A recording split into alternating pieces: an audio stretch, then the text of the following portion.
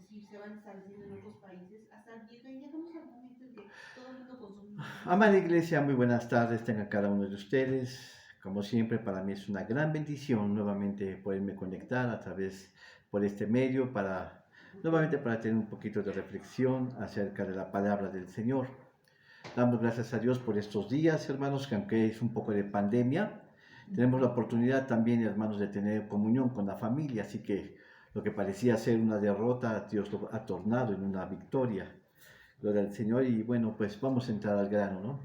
Hemos estado estudiando acerca del ministerio profético, gloria al Señor, pero después hablamos sobre el ministerio apostólico. Lo que queremos hacer notar cómo es que está la participación de Dios Padre, ¿sí? Dios Hijo y Dios Espíritu Santo. Dios Hijo, a través de Cristo Jesús, Él es el que va a establecer, ¿sí?, el gobierno de la iglesia. Ahí lo dice en Efesios capítulo 5, apóstol, profeta, evangelista, pastor y maestro. Y la aportación de Dios Padre son los dones vocacionales, sí, para la iglesia. Y la aportación de lo que nosotros sabemos como la obra del Espíritu Santo son los ministerios, los dones del Espíritu Santo, perdón hermanos, son los dones del Espíritu Santo. Así que, ¿cuál es el propósito? Que la iglesia crezca, que la iglesia tenga, hermanos, una plenitud en el Señor. Así que la obra del Padre está expresada a través de los dones vocacionales. La obra de Cristo Jesús está expresada a través del ministerio quíntuple, ¿sí?, lo que el apóstol Pedro llama como la poderosa mano de Dios. Y lo que nosotros conocemos también como la obra del Espíritu Santo está a través de los dones del Espíritu Santo. Amén. Entonces habíamos ya hablado acerca de lo que es el ministerio profético. ¿Sí? Hace unos días también empezamos a hablar ahora sobre el ministerio del apóstol. Habíamos dicho que la palabra apóstol en el griego significa enviado, ¿sí? Enviado por donde, bueno, es la visión que Dios da acerca de un apóstol. Un apóstol, hermanos, ¿sí?, es el que, es el que Dios prepara. Si ustedes se dan cuenta, los 5 ministerios no son ordenados por la gente, sino que Dios pone, es Dios a través de Cristo Jesús que los pone. Así que no hay una ordenación de un apóstol, o no hay una ordenación de un profeta o de un pastor, sino que Dios lo pone en el corazón de cada persona para poder desarrollar ese ministerio. Muchas veces, hermanos, ese ministerio lleva años, a veces hasta décadas, para poder funcionar, digamos, en un pastorado, o en un ministerio apostólico, o en un profeta. Ahora, no debemos de confundir lo que es un ministerio profético a palabra profética, que son cosas diferentes. O también, hermanos, palabras proféticas, que son entonces, hay un ministerio profético, pero también hay un don profético. Eso ya lo habíamos mencionado. Pero cuando hablamos nosotros del apostolado, ¿sí?, el apóstol tiene diversas funciones. Por ejemplo, hermanos, el profeta, cuando nosotros hablamos del profeta, el profeta es la voz de Dios dada al pueblo. Es decir, ellos son los que van a dar, ¿sí? El profeta va a dar lo que Dios le ha pedido.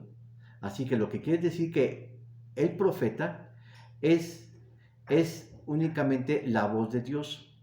Él no habla por su propia cuenta, sino que es Dios quien está poniendo, ¿sí?, en este hombre, ¿sí?, las palabras. En otras palabras, hermanos, el profeta es como un teletipo. ¿Conocen lo que fue anteriormente por los 50, lo que era el aparato, el teletipo? Era de cuenta, o el fax, posteriormente. El fax fue como en los 80, ¿sí? Entonces, hermanos, ellos solamente son transmisores de lo que es la obra del Señor. Entonces, hablando un poquito más acerca del ministerio del apóstol, vamos a encontrar una de las características. En Romanos capítulo 15, lo vemos, versículo 17 y 18, dice: tengo pues de qué gloriarme en Cristo Jesús en lo que mira a Dios, porque no osaría hablar alguna cosa que Cristo no haya hecho por mí para la obediencia a los gentiles con la palabra y con las obras. Observan, ¿qué es lo que va a hacer un profeta? Perdón, un apóstol. El apóstol va a enseñar la palabra de Dios. Ellos son pioneros también de abrir iglesias. Les había dicho, hermanos, la clase anterior, que lo que hace, hermanos, el apóstol es que siempre, el apóstol, digamos, Pablo, vamos a poner el ejemplo de Pablo. Pablo fue un apóstol, hermanos, que en su primer viaje él caminó con Bernabé. Así, ambos eran apóstoles para abrir nuevas iglesias. Pero ya en el segundo viaje podemos ver cómo el apóstol Pablo caminó con Silas. Y Silas no era un apóstol, era un profeta. En otras palabras, hermanos, ¿sí? Aquí hay un modelo de lo que yo estaba mostrando. Para ser un apóstol tiene como características abrir la iglesia y siempre en relación con un profeta. Así como el pastor camina con el maestro, hermanos, para apacentar la grey, o también el evangelista, también, hermanos, se apoya en el pastor. Pero, hermanos, lo que es diferente es que el apóstol tiene como función abrir nuevas iglesias. Gloria al Señor. El apóstol Pablo lo vemos específicamente. Él hizo 3 viajes. El primer viaje fue a Asia Menor. Y después el segundo viaje, de acuerdo a la revelación que él recibió, ¿sí? En su camino a Damasco, vemos, hermanos, que Pablo se tuvo que desviar a lo que hoy conocemos como Europa, o en otras palabras como Macedonia, hoy es Europa, pero hermanos, Macedonia era las puertas.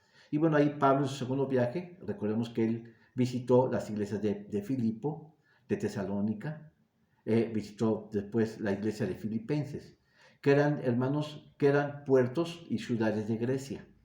Gloria al Señor. Y finalmente, hermanos, dice la Escritura que el apóstol Pablo después llegó, hermanos, hasta España. ¿Sí? Ese fue el propósito. Si ustedes observan algo sumamente importante, hermanos, en el libro de Hechos nos da la historia del crecimiento de la iglesia. Quiero tomar esto como consideración. Nos da el ministerio, nos da el crecimiento de la iglesia. Ahí en Hechos capítulo 2 se mencionan que habían partos, medos y de muchas naciones. No hay tiempo para mencionarlo, hermanos, pero todas estas gentes que estaban ahí, hermanos, eran gente de Asia Menor. Era gente, hermanos, que eran también lo que hoy es Turquía. Era también gente que estaba, hermanos, que habían llegado hasta Europa y hasta España, hasta Roma. De tal manera que todo el primer siglo, ¿sí?, fue la expansión del cristianismo, trastocando a las mismas entrañas del mundo, de las conquistas romanas.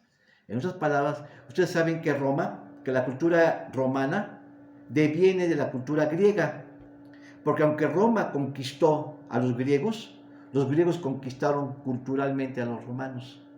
Y ahora vemos aquí que el cristianismo, hermanos, entró también hasta las entrañas del imperio romano. Por eso desde Jerusalén fue el comienzo de la iglesia. Vemos ahí, hermanos, que en Jerusalén fue donde se dieron, hermanos, el surgimiento, hermanos, de los 12 apóstoles. Pero ahí mismo en Jerusalén podemos ver claramente que poco a poco, como una granada, a la muerte de Esteban, hermanos, mucha gente salió, hermanos, y fue a muchos lugares del mundo. Así que también llegaron, digamos, a Albania, llegaron a España, llegaron, hermanos, muchos misioneros cristianos llegaron a todas las fuentes del mundo occidental.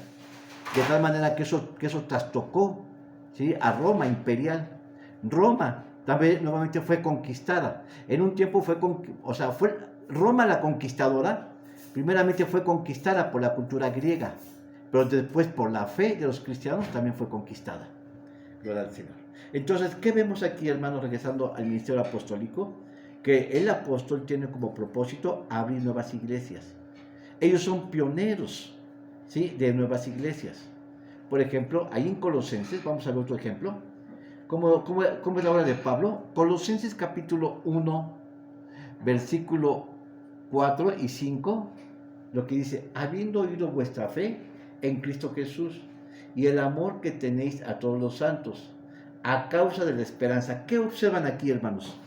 Bueno, se menciona los 3 fundamentos: fe, esperanza y amor. Dice: habiendo oído vuestra fe en Cristo Jesús y el amor que tenéis a todos los santos, a causa de la esperanza que os está guardada en los cielos, en la cual habéis oído y por la palabra verdadera del Evangelio. Entonces, vemos aquí los 3 fundamentos de fe, esperanza y amor. Ahora, en Primera de Tesalonicenses, observen lo que Pablo estaba estableciendo. Pablo estaba estableciendo en una iglesia, en la iglesia de Tesalonicenses, de Colosenses, los tres fundamentos de fe, esperanza y amor. Es decir, el apóstol Pablo como apóstol abre iglesias y luego establece doctrina en ese lugar. Otro ejemplo, Primera de Tesalonicenses, capítulo 1, versículos 2 y 3.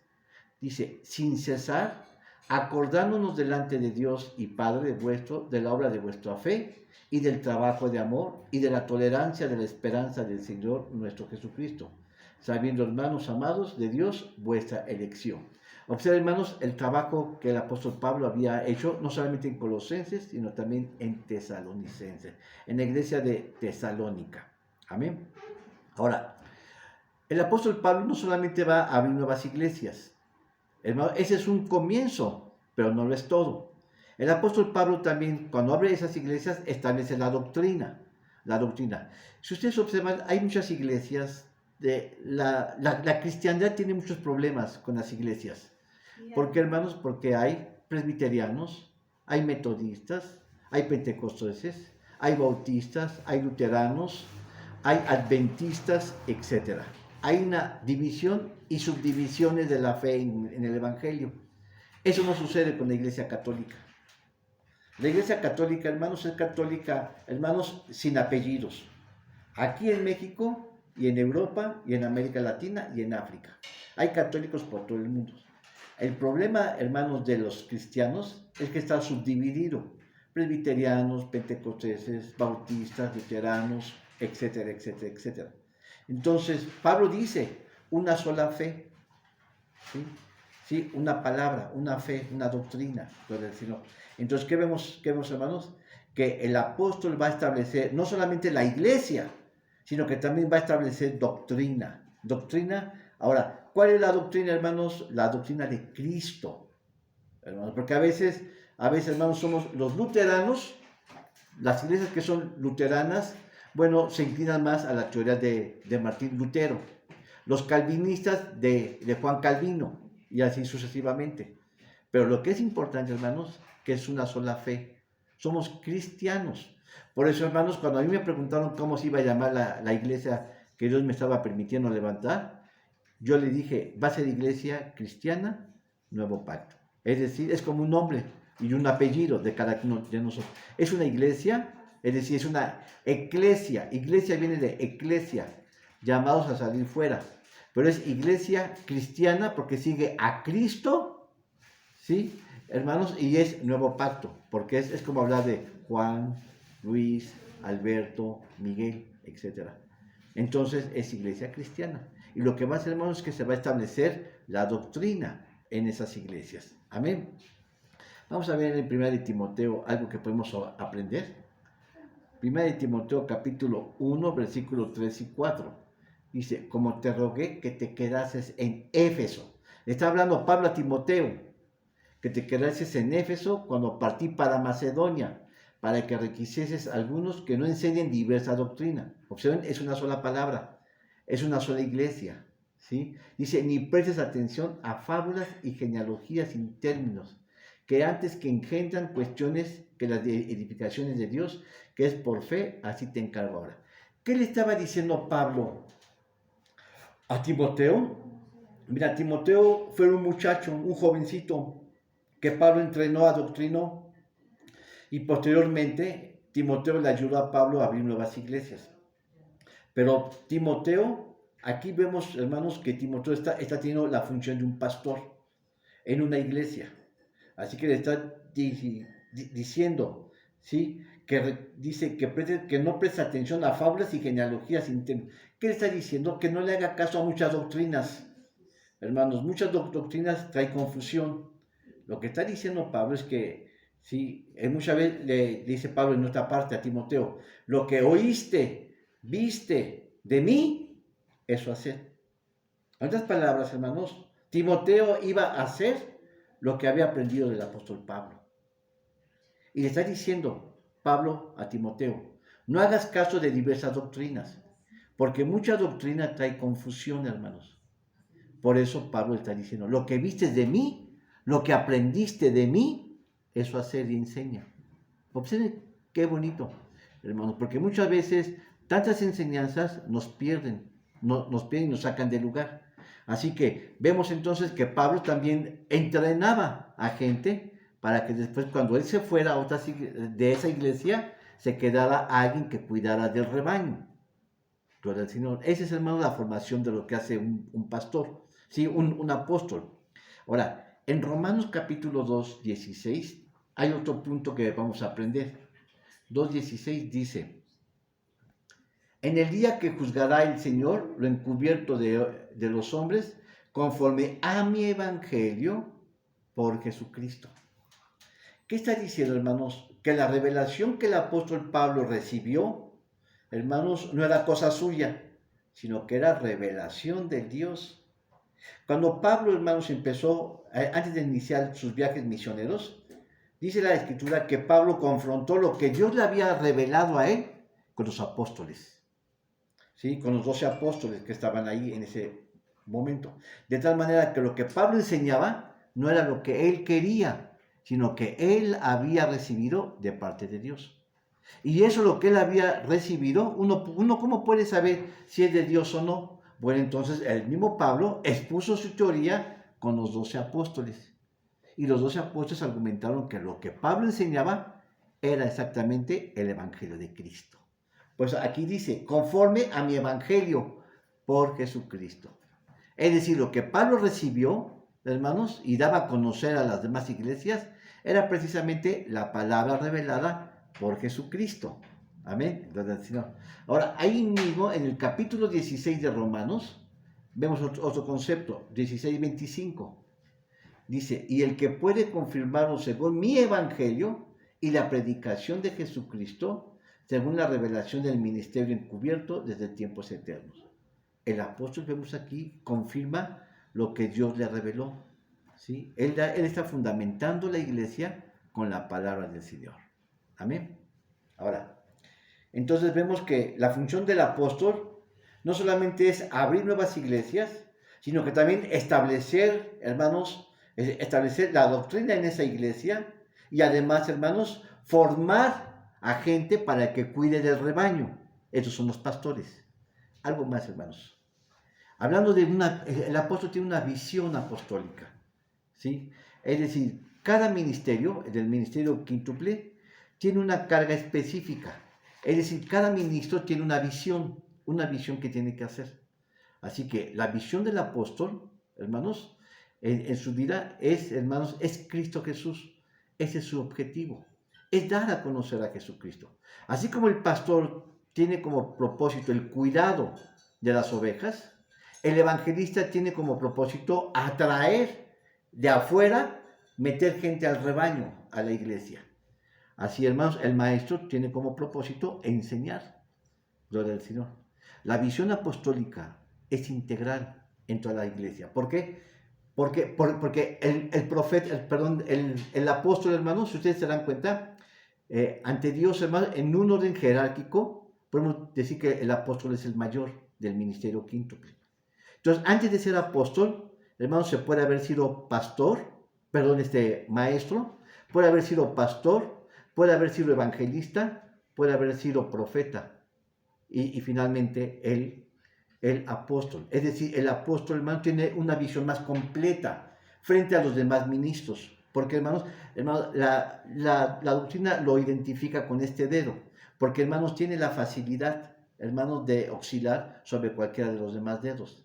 En otras palabras, una persona que ha caminado por muchos años y llega a ser apóstol, es porque en algún momento él pudo haber sido pastor, o pudo haber sido evangelista, o pudo haber sido maestro.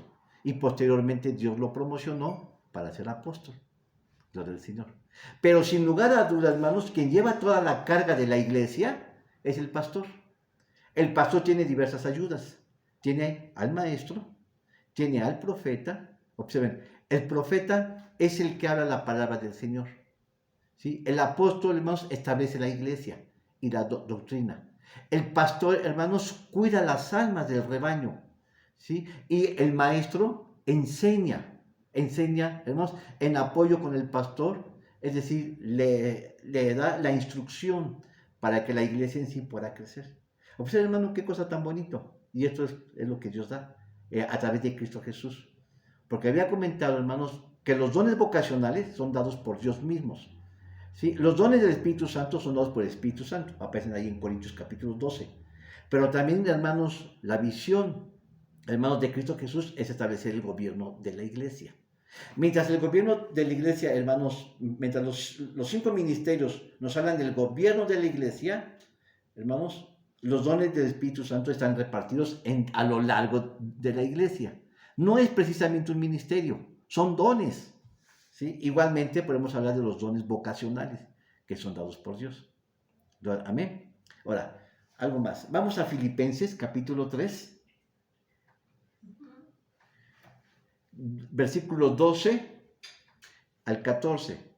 Dice, no que haya yo alcanzado, ni que ya sea perfecto, sino que prosigo por ver si alcanzo aquello para lo cual fui también alcanzado de Cristo Jesús. Hermanos, yo mismo no hago cuenta de haberlo yo ya alcanzado, pero una cosa hago, olvidando ciertamente lo que queda atrás y extendiéndome a lo que está adelante. Gloria al Señor.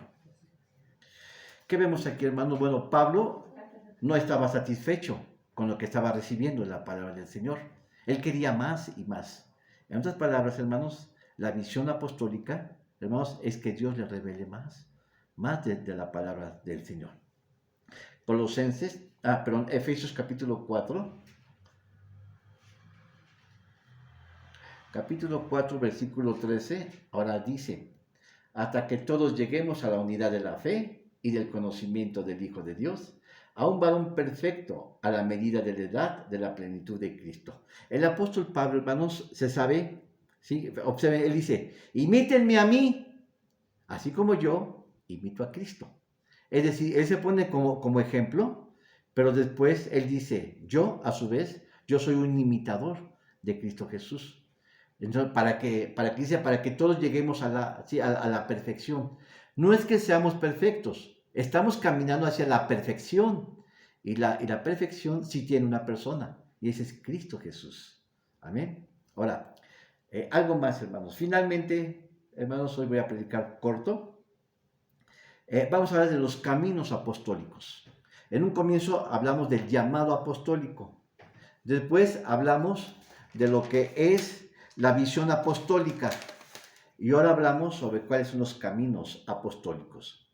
En donde, en 1 Corintios capítulo 4, vamos a verlo. Capítulo 4, versículo 17. Dice, por lo cual os he enviado a Timoteo, que es mi hijo amado y fiel en el Señor, el cual os amonestará de mis caminos, cuál sean en Cristo, de la manera que enseño en todas partes de todas las iglesias. Gloria al Señor. Dice, hermanos, Pablo habla de su evangelio y de sus caminos. ¿Sí? Estos, hermanos, son los que forman al apóstol Timoteo. Gloria al Señor. Es decir, hermanos, el apóstol también forma personal. Recordemos que los 5 ministerios no son ordenados. No es, digamos, como los ayudas, ¿sí? Como los ancianos o como los diáconos. Únicamente los 5 ministerios son establecidos por Dios mismo. Es decir, hermanos, Dios pone el corazón, digamos, hermanos, de un pastor para levantar una iglesia, gloria al Señor, para ir a buscar a la gente. Así como el evangelista tiene un deseo ardiente, hermanos, un amor, hermanos, decisivo por ir a buscar a la gente, así es el pastor, por ama a las ovejas. Gloria al Señor. Entonces, cada uno de estos ministerios son dados por Dios. Dios pone el querer como el hacer en su buena voluntad. Gloria al Señor. Eso es lo que Dios pone en cada uno de nosotros. En cambio, los ancianos, hermanos, ¿cómo logran ser ancianos? Bueno, hay diversos tipos de ancianos. Por edad, por experiencia, hermanos, por el caminar, por su fidelidad en el Señor. Pero un anciano finalmente es establecido por el equipo ministerial. Amén. Gloria al Señor. Aquí ahora en 1 Corintios, capítulo 11, versículo 2, ahora dice, y os alabo, hermanos, que en todo os acordéis de mí y retenéis las instrucciones mías de la manera que os enseñé. A ver, ¿tú te acuerdas, hermanos, de la iglesia de los Corintios? La iglesia de los Corintios era una iglesia muy difícil de entender. Era una iglesia, hermanos, bueno, Corintio es un puerto, empezando.